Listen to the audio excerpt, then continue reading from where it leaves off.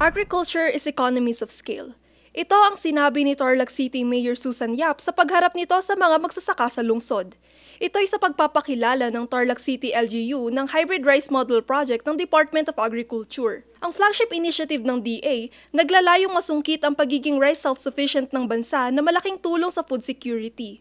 Sa ilalim nito, ituturo ng ahensya ang paggamit ng high-yield hybrid rice varieties, paggamit ng climate-smart technologies at modern farming method. Sa marami ng dalubhasa ko na kinakausap dati dahil gusto ko iangat ang kabuhayan ng ating mga magsasaka.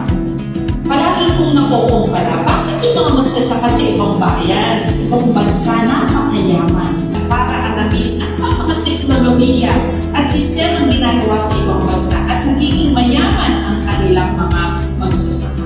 Bukod sa Hybrid Rice Model Project, sumailalim din ang nasa higit 80 mga magsasaka sa training on scaling the adoption of pest and nutrient management technologies in rice. Mahalaga raw ito na matutunan para maiwasan ang peste sa mga sakahan na nagdudulot ng matinding lugi sa mga magsasaka. We will not give up to raise the standards po ng ating mga magsasaka.